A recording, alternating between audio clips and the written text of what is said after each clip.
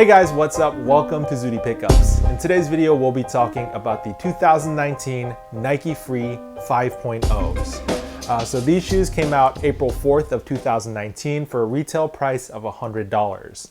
They came out in two varieties. I have the 5.0s that I have here and the 3.0s. And basically the difference was that the 5.0s were supposed to be a more substantial, more supportive shoe, and the 3.0s were supposed to be a more minimalistic, more barefoot type of shoe. So yeah, Nike Free. Let's talk about it a little bit before I go into all the details of this shoe. Nike Free, I think, first came out in 2004. It was the brainchild of Toby Hatfield, who's Tinker Hatfield's brother, and essentially the mission of that shoe was to create a shoe as close to barefoot running as possible. And they achieved it by putting all these scallops into the outsole, as you can see here, giving the shoe a ton of flexibility, meaning that when you run in it, your foot is not restricted at all. And it was revolutionary at the time. Like, there weren't a lot of shoes like that. I mean, barefoot running was a thing, but it wasn't really like a big thing. And I think the Nike Free shoes are really what put it on the map to the general public. And as of 2019, you know, it's gotten pretty big. And I think the Nike Frees peaked in like 2014 when they got the first Flyknit version of the Nike Frees. Those were gorgeous looking shoes and also super functional, and I think they met the goal of what they were trying to do like really well.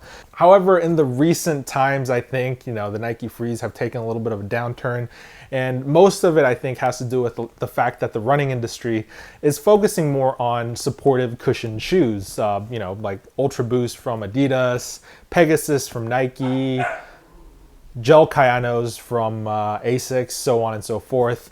Those are the types of shoes that do well, and I think Nike, you know, tried to put a little more of that cushion and support into their free line, and they've kind of like strayed a little bit from their original mission. So Toby Hatfield and the gang kind of realized that, and they're like, hey, you know, for the 2019 model year, we want to go back to the drawing board and come out with a shoe that was more in line with what they were originally trying to do with the 2004 Nike Frees. And this is what they came out with. So yeah, let's talk about the features, all the things going on in the shoe to see what they did. And after that, I'll talk about the actual performance, the running performance of the shoe and how it feels on foot. So the first thing I want to talk about is the upper. For a shoe like this, I think the upper material is extremely important because the whole thing that they're trying to push here is the whole barefoot running feeling, right? So I think you need a really good upper to kind of really sell that feeling. And they do a pretty good job here. So the upper, this black part in this colorway, the material is called stretch mesh. And I've never seen this material on any other Nike shoe before. And basically what it is, it's a two-layer material. The upper layer is this kind of like porous mosquito net that's really elastic.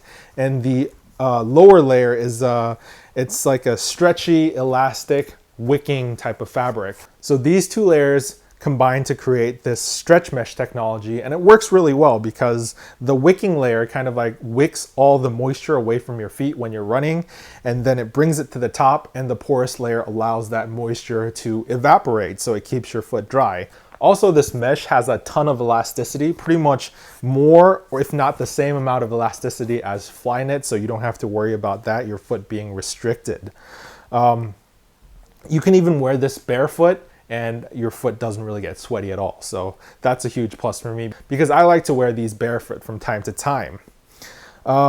Moving on, the next big feature of this upper is this micro suede overlay. So you can see on this colorway, the micro suede is this bone color, and it creates this really funky like 90s zigzag design, which I really dig.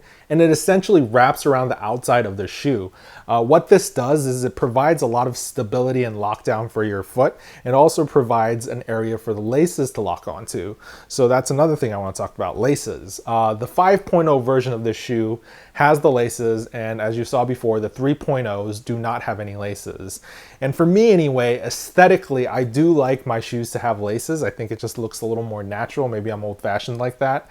In terms of functionality, these laces really don't do much. As you can see, there's only one crisscross section here, so these laces aren't really substantial at all. Like if you tighten this down, it doesn't really really change the feeling of the lockdown. I mean, most of the lockdown comes from the elasticity of the upper itself, kind of like the sock-like booty upper, kind of constricting your foot. So the laces, I mean, while I guess it does a little bit, it doesn't really do a whole lot for me. So while we're on the topic of the laces, let's talk a little bit about this tongue area. This shoe, like I said, doesn't have a true tongue. It's like a one-piece booty construction. However, you do have this segmented panel where a traditional tongue would be, and on the inside of it, they've added a little bit of padding here. And because of this padding, when you tighten down the laces don't really cause any hot spots on the top of your foot. So that's a nice little design detail. Also, this tongue section, I have to mention, is very similar in terms of design to what you have on the Presto. And you can see that's because Toby Hatfield also designed the Presto. So you can see some of that design DNA melted into this shoe as well. So moving on to the heel now, you have this very unique stretchy material right here on the heel side, and this material you can't really see anywhere else on the shoe. It's extremely elastic. It's more elastic than anywhere else, and it's pretty cool because when you put your foot in the shoe, your heel kind of like pushes out on this elastic material like so, and what it creates is this sandal type effect. So this micro suede overlay kind of acts as a sandal strap, and your heel just kind of like goes into this pocket right here, and that strap going over your heel prevents it from coming out. So it really helps prevent the heel slippage. And for booty shoes like this that don't have a true tongue, that's a big challenge to kind of like prevent heel slippage, and this shoe does it really well. They've also added these little kind of like gel inserts right under the ankle bone right here, and that also contributes as well. Finally, we have to talk about this padded area right here behind the heel. Essentially, they've added a little bit of padding here behind your heel to help with abrasion and blister prevention and overall comfort. And this is really godsend because, like I said, I like to wear this shoe without socks from time to time, and this definitely helps with the rubbing and getting blisters and stuff like that. So finally, let's talk about some of the kind of like cool aesthetic design details here. So there's 3 swooshes on each shoe. So you got this small swoosh here on the toe box, you have another swoosh here on the tongue, and then finally you have this little tiny swoosh here on the lateral side. And kind of funny because I was reading the design notes and they said something like they made the swooshes small on this shoe on purpose because they wanted it to symbolize like the small mileage you were supposed to run in this shoe. I was like, okay. Moving on to the medial side, you can see there's some more design details here. On this colorway, it's really hard to see because it's white with neon yellow text, but it does say Nike Free, engineered for natural range of motion. And then there is another swoosh kind of like embossed right here on the medial side arch. And then finally you have this 6mm heel drop notation here on the heel as well. So this is kind of significant because the previous generation of Frees I think had 8mm drop, which was actually pretty high for a supposedly natural motion shoe. So this year, in the spirit of going back to the drawing board and going back to the principles, they've dropped it down to 6mm, and on the 3.0 I believe they dropped it down to 4mm. So that's a good direction, because a human foot has a 0mm heel drop. So if you want that barefoot feeling, you need to have as low of a heel drop as possible. Finally, finishing off the design touches, you have a little 3M blip here on the lateral side and another 3M blip here on the heel, just for some visibility on night runs, I guess. And yeah, that pretty much concludes all the features on the upper. Let's go inside the shoe actually before we go to the midsole. So you get this removable insole, which is an Ortholite insole. It's very flimsy, very thin, but I think that's fine for this shoe because the entire point of this shoe is to have as least material in between your foot and the ground as possible. So this very flimsy insole, I think, just serves its purpose perfectly fine. So moving on to the midsole, let's talk about this because this is kind of like the star of the show, isn't it? As you can see, the bottom of the outsole, it's crazy. It's scalloped like all throughout, like a scalloped potato almost. And they did say that this version of the Nike Free, the 2019s, they've were able to put in more cuts than any previous year iteration of the Nike Freeze, because they had access to new technology like laser cutting and hot knifing. So as you can see, there's a ton of different cuts, and that pretty much lets the shoe twist and turn in any axis imaginable without any resistance. And just wearing this is crazy because it feels like there's very little resistance on the midsole and outsole. As you can see, the shape of the outsole and midsole, it's kind of like bulbous shape. And I'm sorry, I wore this a lot, but you can see where it's dirty, it's almost like an exaggerated version of my footprint. So I think that's pretty cool. That kind of shows the design philosophy behind this shoe pretty well. Rounding things out, you got this rubber inlay on the toe and this rubber inlay on the heel, the high wear areas, to kind of like prevent with wear and tear.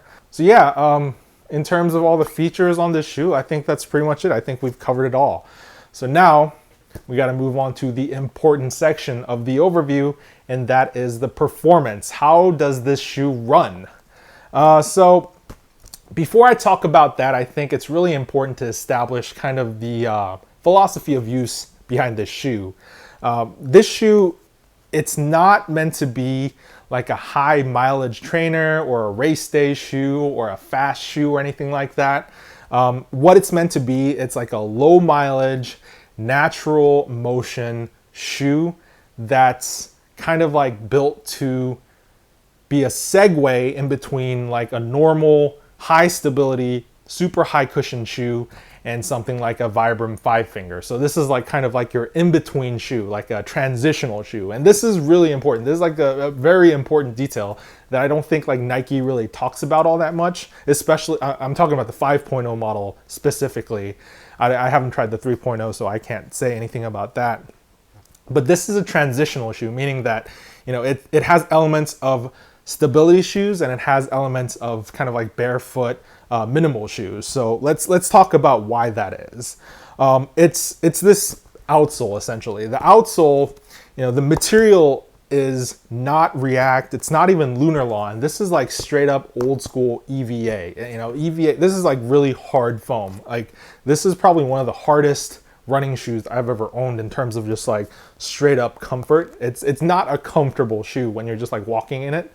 However, that being said, there's all these cuts and scallops on the outsole, giving that hard material some extreme flexibility. So you have this strange juxtaposition of this hard feeling when it's on your foot and this extreme flexibility.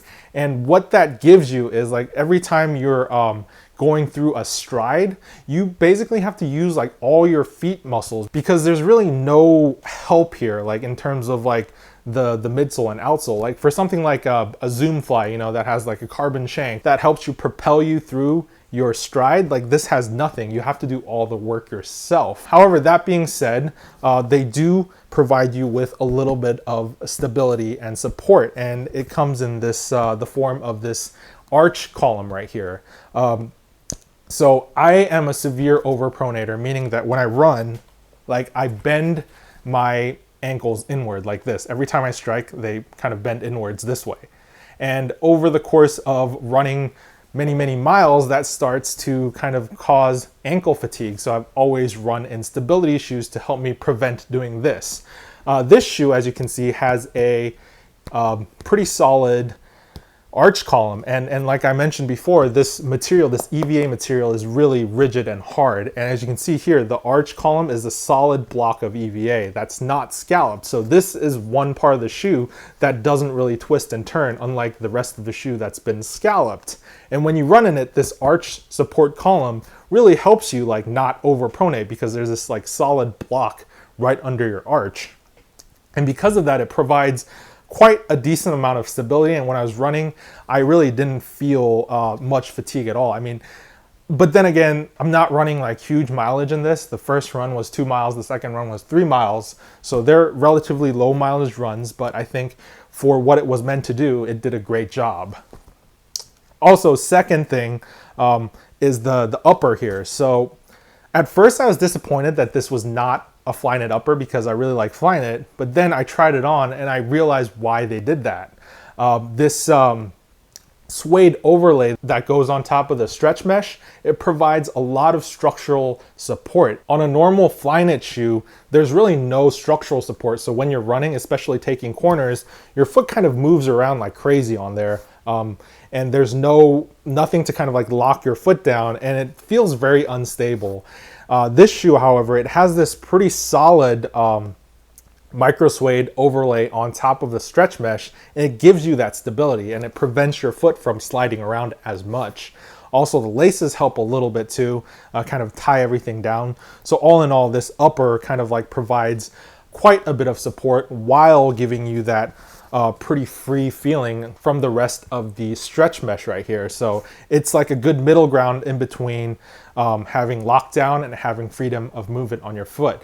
Very similar to the outsole. So basically, you get this shoe that gives you a little bit of stability support while making all your feet muscles work, and it also gives you a little bit of stability on the upper while also giving you freedom of movement. So yeah, in that regard, I think it pretty much does what it set out to do perfectly.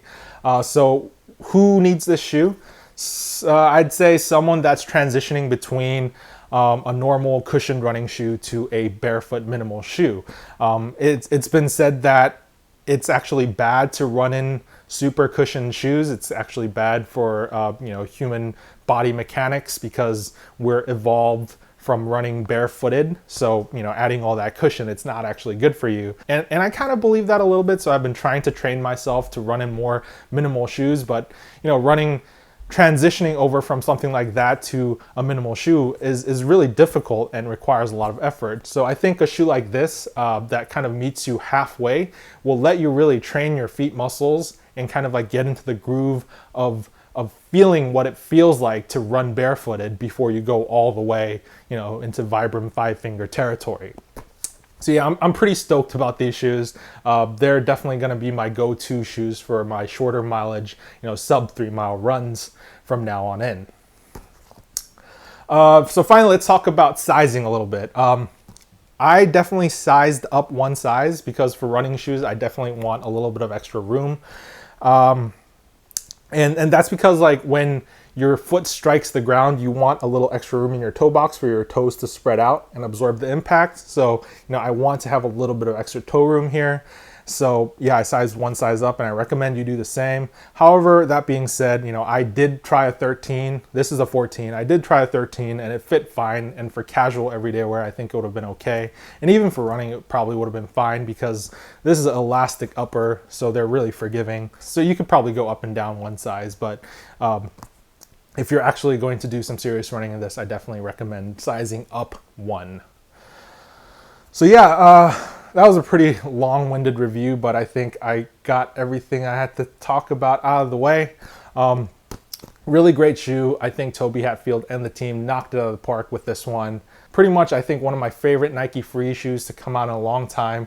Ton of functionality, great design. Well, I think in terms of design, you either love this or you hate this, but I think it's pretty cool. It's different anyway. So yeah, I'm gonna throw these on feet so you guys can see what they look like, and I'll see you guys in the next one. Bye.